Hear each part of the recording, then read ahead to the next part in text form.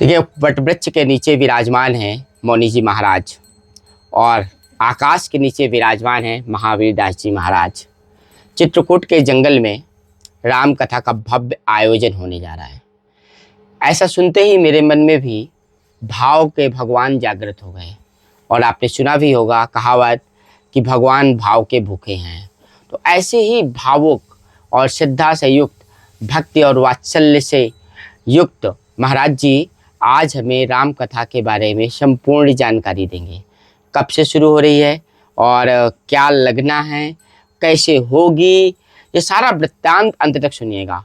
और YouTube की दुनिया में मैंने आज तक कभी किसी से कुछ भी नहीं मांगा, लेकिन आज पहली बार मैं सभी राम भक्तों से यह जरूर कहना चाहता हूँ, अगर वास्तव में राम भक्त हो, अगर वास्तव में राम जी में सच्ची श्रद्धा है, तो इस वीडियो को जितनी दूर तक भेज सकते हो उतनी दूर तक शेयर कर देना, जिससे इस वीडियो के माध्यम से भी अगर हमें रत्ती भर भी कुछ प्राप्त हो गया तो हम राम कथा में समर्पित कर पाएंगे।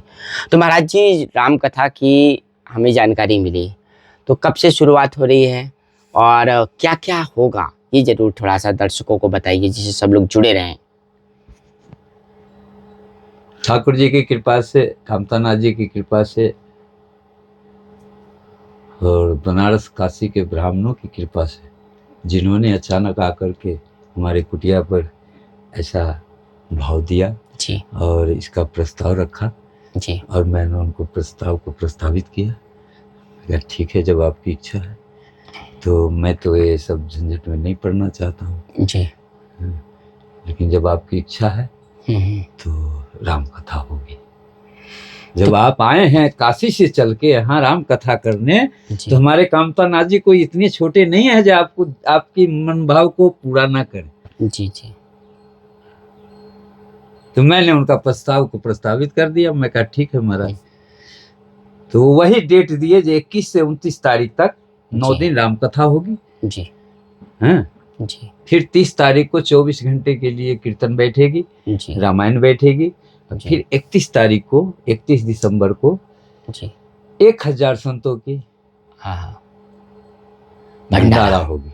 और इसके बाद एक नया साल आ जाएगा महाराज जी। हाँ, 31 तारीख के बाद कल होकर के नया साल की शुरुआत होगी। हाँ, तो नव वर्ष में जैसे बहुत सारे लोग नए साल का जश्न मनाते हैं और बहुत पैसा भी लोग वो ऊट पटांग में भी बहुत खर्च करते हैं, तो क्या अपना नया साल बनाने के लिए राम कथा जैसे आयोजन को भी लोग कर सकते हैं, सहयोग भी कर सकते हैं? अगर कोई भक्त है वास्तव में जिसके अंदर से श्रद्धा, जिसको प्रभु कृपा हो, के पास भाव आएगा। हाँ, ऐसे नहीं आ सकता, कहने से मांगने से कुछ नहीं। हाँ वही तो, जिसके अंदर भगवान की प्रेरणा होगी, भाव भक्ति होगी और दिन भर में कभी भी तो 4 बार राम जी का चर्चा करता होगा, वही भक्त आपके राम काज में सहयोग कर सकता है, अन्यथा मुश्किल है। पैसा तो सारी दुनिया में माने पत्ते की तरह बिछे हुए, कागज की तरह बिछे हुए।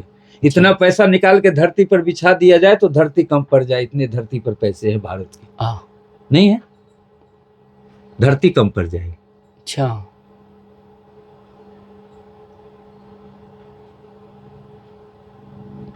पैसे की बात नहीं है जी महाराज, भाव की बात है। भाव जिसमें कुछ नहीं है वो भी कुछ, बहुत कुछ देना चाह रहा है, और देना नहीं चाह रहा वो पहुंचा भी दिया।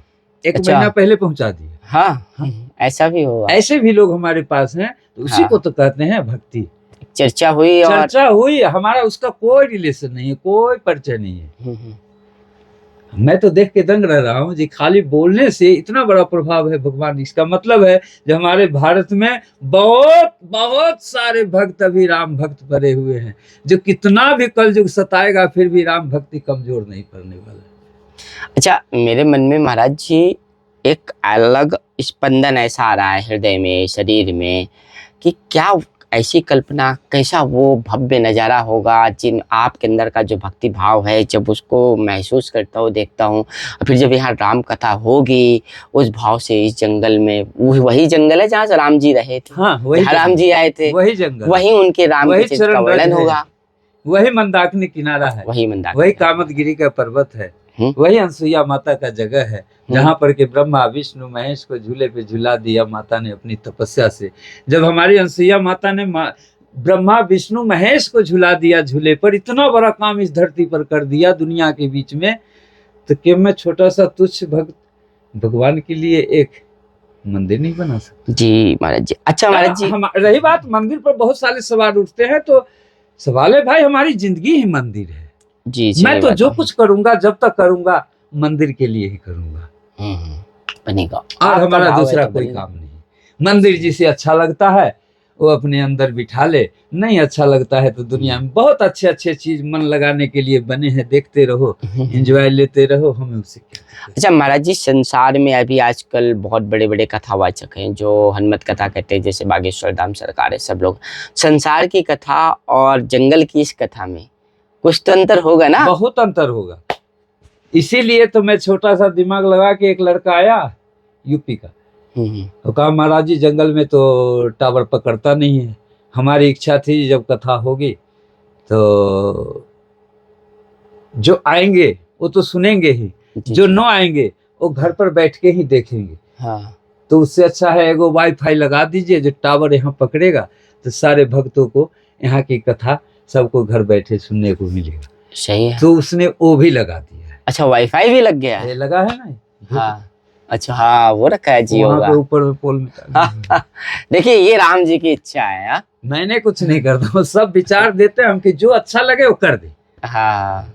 जो कितना सुंदर हमारे राम कथा हो, जिससे लोग को प्रभाव पड़े और प्रभावित हो और भगवान का भजन भक्ति करे। हमारा तो ये काम है, हमारा तो और कोई दूसरा मार्ग है नहीं।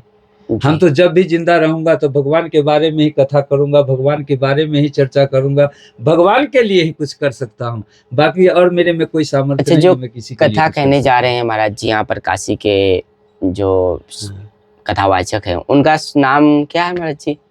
उनका नाम है प्रभाकर पांडे। अच्छा, प्रभाकर पांडे जी। इस जगह पर्चा भी हुआ रखा। अच्छा, यहीं पे क्लिप रखा, एक मिनट देख लेता हूँ। दिख रहा है नया पर्चा? विराट श्री राम महायज्ञ, क्या ये वाला है क्या? नहीं नहीं, ये नहीं, दूसरा होगा पर्चा। 2025 से 29 दिसंबर 2025 तक। अच्छा, श्री डॉक्टर श्री प्रभाकर पांडे जी,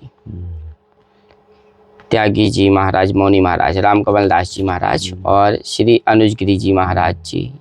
अनुजगिरी जी महाराज जी कहाँ हैं? यही सेवा करते हैं। अच्छा, यही सेवा करते हैं, बांदा के महंत है, संत है। अच्छा, श्री महावीर दास जी महाराज। तो देखिए मित्रों, ये है राम कथा आयोजन का वह पर्चा जो छप चुका है, और आप सबको सूचना देते हुए बड़ा हर्ष हो रहा है, मुझे बहुत अद्भुत महसूस हो रहा है। और जाने क्यों ऐसा लग रहा है कि इस राम कथा में अपना संपूर्ण न्यौछावर कर देना चाहिए, और जितना ज़्यादा से ज़्यादा सहयोग हो सके वो होना चाहिए। और हम लोग पूरी कोशिश कर रहे हैं, आप भी पूरी कोशिश करिएगा, क्योंकि नव वर्ष की शुरुआत भी होनी है, और नए साल की इससे अच्छी शुरुआत तो कुछ हो ही नहीं सकती। मुझे याद है हम बचपन में ग्रीटिंग्स देते थे, बहुत सारा धन खर्च करते थे, लेकिन अब इस बार जितना भी धन खर्च होगा, जो कुछ भी हो सकेगा, यहीं से करना है। और 1000 संतों का जब भंडारा होगा, उन सभी संतों का जब आशीर्वाद हमको प्राप्त होगा, तो कितना अद्भुत होगा 2026 का नव वर्ष। तो बने रहिएगा लगातार, और हमारे चैनल को सब्सक्राइब कर लीजिए, ताकि आपको राम कथा सुनने के लिए भी मिलेगी। जो वाईफाई पहले से ही भगवान जी ने यहाँ पे लगवा दिया है। इसलिए मित्रों, आपको एक बार पुनः महावीर दास जी की तरफ से आमंत्रण है, और ज़रूर क्या कहते हैं, जो भी बन सके करिएगा। जय हिंद, जय भारत, जय सनातन।